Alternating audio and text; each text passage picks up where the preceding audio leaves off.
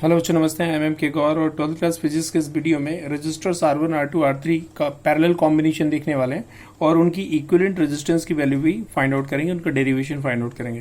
तो parallel combination of the resistors R1 R2 R3 का derivation find out करेंगे equivalent resistance के लिए। तो सबसे पहले पैरेलल कॉम्बिनेशन में क्या होगा बच्चों, ध्यान से देखिएगा। जो सभी के सारे रजिस्टर्स के जो फर्स्ट एंड है उनको एक पर्टिकुलर पॉइंट से जोड़ेंगे, सेकेंड एंड को एक दूसरे पर्टिकुलर पॉइंट से जोड़ेंगे और दोनों पॉइंटों के बीच में बैटरी कनेक्ट कर देंगे। इस कॉम्बिनेशन को पैरेलल कॉम्बिनेशन कहते हैं।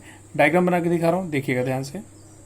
देखिए बच्चों, यहाँ पर तीन रजिस्टर्स है और उनके पहले जो सिरे हैं एक पर्टिकुलर पॉइंट ए से, दूसरे जो सिरे हैं जो सेकेंड एंड है उनके पर्टिकुलर पॉइंट बी से कनेक्ट करने के बाद ए और बी के बीच में बैटरी कनेक्ट की।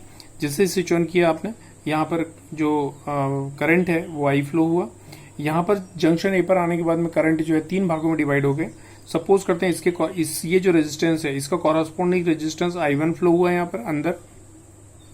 इसकी वैल्यू के अकॉर्डिंग यहाँ पर करंट I2 फ्लो हुआ। इसकी वैल्यू के अकॉर्डिंग R3 रेजिस्टेंस की वैल्यू के अकॉर्डिंग इसमें I3 करंट फ्लो हुआ। अगर तीनों करंट की वैल्यू को जोड़ेंगे I1 plus I2 plus I3 तो टोटल I आ जाएगा। अब चूंकि ए और बी सभी जो रेजिस्टेंस है उनका रिलेशन जो ए और बी से, तो ए और बी के पोटेंशियल की जो भी वैल्यू होगी वो पोटेंशियल डिफरेंस R1 का भी होगा, R2 का भी होगा, R3 का भी होगा।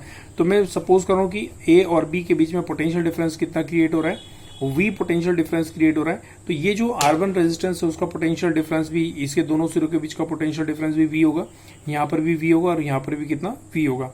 तो यहाँ पर जो है रेजिस्टर्स की वैल्यू अलग अलग है, करंट की वैल्यू अलग अलग है, लेकिन सभी के लिए जो पोटेंशियल की वैल्यू क्या होगी, सेम होगी। अब यहाँ थ्योरी लिख के दिखाएंगे। Let there are 3 resistors given है और इनको पैरेलल कॉम्बिनेशन के साथ ऐड किया, बैटरी की हेल्प से I करंट फ्लो किया और ये जो करंट I है वो 3 पार्ट में डिवाइड हो गया, I1 I2 I3, जो रजिस्टर R1 R2 R3 में फ्लो हुआ। ठीक है बच्चों, अगर टोटल करंट की वैल्यू निकालना चाहते हो तो तीनों करंट की वैल्यू को ऐड करेंगे। मैं लिख के दिखा रहा हूँ, देखिएगा। देखिए बच्चों, लिखा the given resistors R1 R2 R3 are connected in parallel form and now I current is flown through this combination with help of the battery.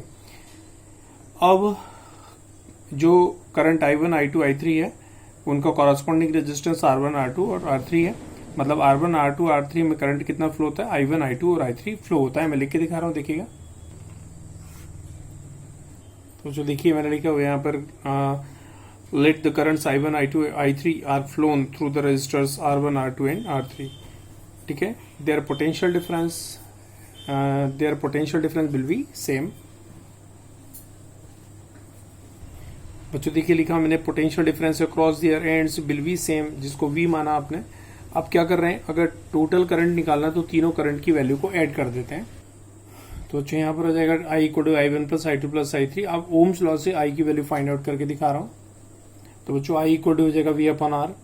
तो I1 equal to V upon R1, I2 V upon R2 और I3 की value हो जाएगी V upon R3। देखिए बच्चों मैंने लिखा I1 equal to V upon R1, I2 V upon R2 और I3 V अपॉन R3। अब ये सारी वैल्यू पुट कर रहा हूँ मैं इक्वेशन नंबर फर्स्ट में, यहाँ पर इस तरीके से। तो देखिएगा मैं पुट कर रहा हूँ, put this values in equation first. बच्चों यहाँ पर I की वैल्यू पुट कर रहा हूँ V अपॉन R, I1 की वैल्यू V अपॉन R1 यहाँ से, यहाँ पर V upon R2, V upon R3 यहाँ पर। ये ऊपर से V को कॉमन निकालेंगे यहाँ से, अंदर बचेगा आपके पास 1 upon R1, 1 upon R2 plus 1 upon R3। ये V से V कैंसिल करिए, R1 upon R equal to 1 upon R1 plus 1 upon R2 plus 1 upon R3। मतलब जो इक्विवेलेंट रेजिस्टेंस है उसका रेसिप्रोकल इंडिविजुअल रेजिस्टर्स के रेसिप्रोकल के सम के बराबर होता है।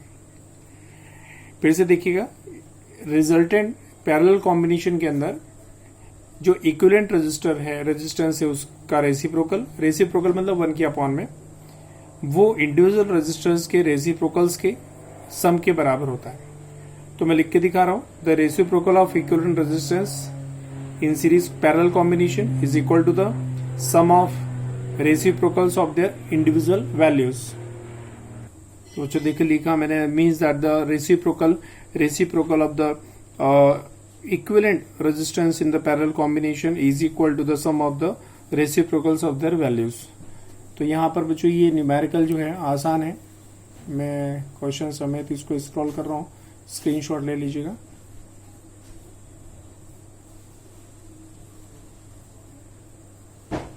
तो ठीक है बच्चों, आज के इस वीडियो में इतना ही काफी। Thank you so much.